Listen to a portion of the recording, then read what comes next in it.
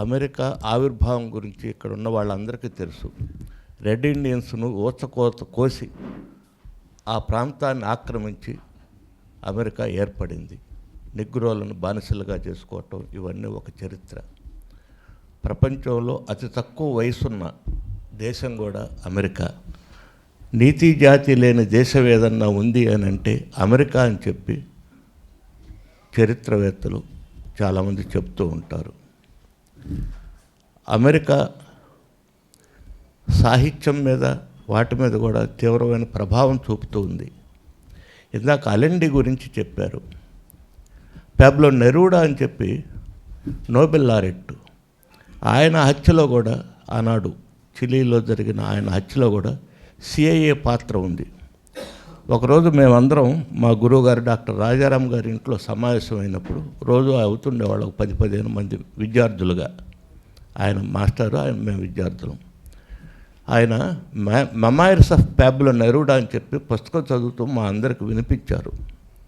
అంతకుముందు rise and fall of రిస్టాగు ఇటువంటి మంచి పుస్తకాల పరిచయం కూడా అక్కడ మా గురువుగారు రాజారాం గారి ఇంట్లో జరిగింది.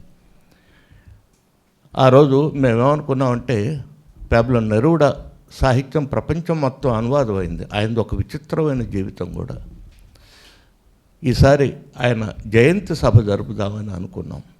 తీరా ఆయన పుట్టిన తేదీ మేము ఆ రోజు సమావేశం జరుపుకున్న తేదీయే. చాలా సంతోషించాం. ఒక మహనీయుడిని ఆయన జయంతి రోజున స్మరించుకున్నాం అని చెప్పి. సాహిత్యానికి సంబంధించి కూడా అమెరికా తన ప్రభావాన్ని చూపటానికి ప్రయత్నిస్తూ ఉంది. నిన్నగాక మొన్న నోబెల్ బహుమతి వచ్చింది ఎవరికి అంటే వెనుజులాని ఇప్పటి ప్రభుత్వాన్ని వ్యతిరేకించే రచయిత్రికే వచ్చిందని చెప్పి కూడా మనం గుర్తు చేసుకోవాలి. అట్లాగే అది ఇటీవల కొత్త సాహిత్యం కూడా వస్తుంది. అదే విదేశాలలో ఉండే తెలుగు వాళ్ళు రాసే సాహిత్యాన్ని ఏంటి సార్ అది ఏందది విదేశాల్లో ఉండే తెలుగు వాళ్ళు డయాస్పోరా సాహిత్యం ఇవన్నీ విస్తృతంగా వస్తున్నాయి. వాళ్ళందరూ ఏం రాస్తున్నారు అని అంటే అమెరికా సామ్రాజ్యవాదానికి వ్యతిరేకంగానే రాస్తున్నారు. మన తెలుగులో కూడా విస్తృతంగా అమెరికన్ సామ్రాజ్యవాదానికి వ్యతిరేకంగా అభ్యుదయ సాహిత్యవేత్తలు బాగా రాశారు, చాలా ఎక్కువ రాశారు. ఇక్కడ ఉన్న మిత్రులందరికీ తెలుసు. 1970లో శ్రీశ్రీ ఒక కవిత రాశాడు. అది నేను ఇక్కడ రాజకీయ ఉపన్యాసం చేయటం కన్నా నేను ఒక సాహిత్య రంగంలో కార్యకర్తగా మీ ముందుకు వచ్చాను కాబట్టి అది చదవటం బాగుంటుందని చెప్పి నేను అనుకుంటున్నాను. శ్రీశ్రీ రాసిన కవిత 15/6/1970లో ప్రభంజన్ అనే వారపత్రికలో ఆ కవిత వచ్చింది. అంటే ఆ కవిత చదివిన తర్వాత ఆయన ఎందుకు మహాకవి అయ్యాడని కూడా అర్థమవుతుంది. ఆయన ఒక దార్శనికుడు అని కూడా మనకు అర్థమవుతుంది. ఆ కవితను మీకు వినిపిస్తాను. అరేయ్ అమెరికన్ సామ్రాజ్యవాది, అది ఆ కవితా శీర్షిక. తొడలు విరిగిన దుర్యోధన, తొకదగిన గుంటనక్క, పిచ్చిపట్టిన కొండముచ్చు, పుచ్చిపోయిన సవాయి రోగి, వియత్నాంలో కూరుకుపోయింది చాలక కంబోడియాలో కాలు పెడుతున్నావా, జ్వాలలు రగిలిస్తున్నావు కానీ శలభానివి అయిపోతావులే. ఎవడిచ్చాడ్రా నీకు పోలీసు ఉద్యోగం, నీ ఇల్లు సరిదిద్దుకోలేని వాడివి, లోకాన్ని చక్కబరుస్తావురా పుండాకోరు, విజయం కావాలరా నీకు బ్లడీ బడాచోరు. గతించిన 190 ఏళ్లలో పరాజయమే తెలియదు, గతించిన 190 ఏళ్లలో పరాజయమే తెలియదు కదా నీకు. కొరియా సంగతి అప్పుడే పరగడిపోయిందా, పందుల అఘాతం మాట కూడా అందరికీ తెలిసిందేరా. పండిన నీ పాపం బ్రద్దలవుతుండటం ప్రపంచమంతా చూస్తుంది. క్రెమ్లిన్లో లెనిన్ నిద్రపోలేదురా, నిన్నో కంట కనిపెడుతూనే ఉన్నాడు. స్టాలిన్ బ్రతికే ఉన్నాడురా. సమస్త లోక సమరాంగణంలో సర్వసేనానిలాగా పెకింగులో మావో మేలుకొనే ఉన్నాడు. నీ మరణ శాసనానికి ముసాయిదా రాస్తూ గువేరా నీ గుండెల్లో ఉన్నాడు. తొంగి చూస్తున్నాడు నీ దుస్వప్నాలలోంచి. అంతిమ విజయం అమెరికాది కాదు, హోచిమింది. అవసాన కాలం ఆసన్నమైన వాళ్ళని ఆ దేవుడు కూడా రక్షించలేడురా. బ్రాకెట్లో అసలు దేవుడనేవాడే లేడని నీకు తెలియకపోయినా నాకు తెలుసు.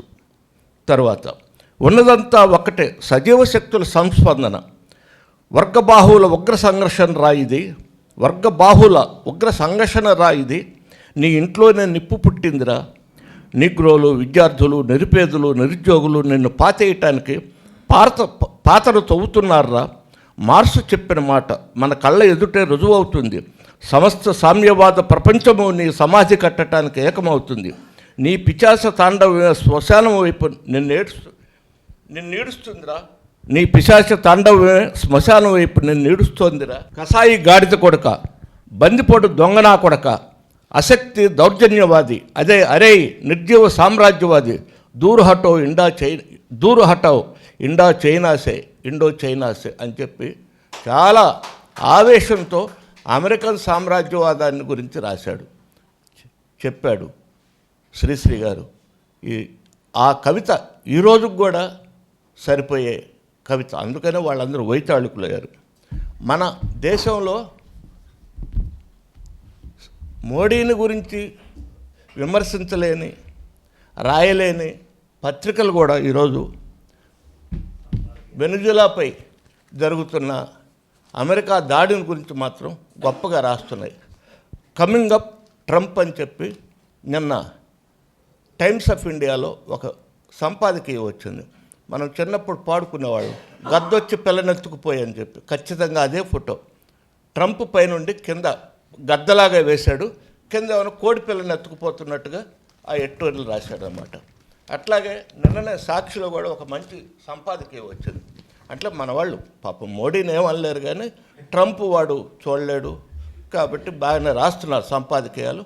ఇప్పుడు ఈ ఘటనను నిరసిస్తూ ముందుగా భారతదేశంలో కమ్యూనిస్టు పార్టీలు, అన్ని పార్టీలు, అలాగే ప్రజాస్వామికవాదులు, వామపక్షవాదులు ఎలుగెత్తి చాటుతున్నారో అమెరికన్ సామ్రాజ్యవాద వైఖరిని, అమెరికన్ పెట్రో సామ్రాజ్యవాద వైఖరి అని అన్నారు మాస్టారు.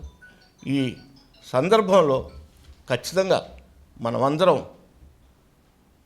వెనుజులా వైపు ఉండాలి, క్యూబా వైపు ఉండాలి, మెక్సికో వైపు ఉండాలి, వర్ధమాన దేశాల వైపు ఉండాలి. మన దేశ రాజ్యాంగాన్ని కాపాడుకోవాలి, సర్వ స్వతంత్రతను అమెరికా నుండి కాపాడుకోవాల్సిన ఆవశ్యకత ఉందని చెప్పి నేను ఒక అభ్యుదయ రచయిత సంఘం కార్యకర్తగా మీ ముందు ఉన్నాను. ధన్యవాదాలు. నమస్తే.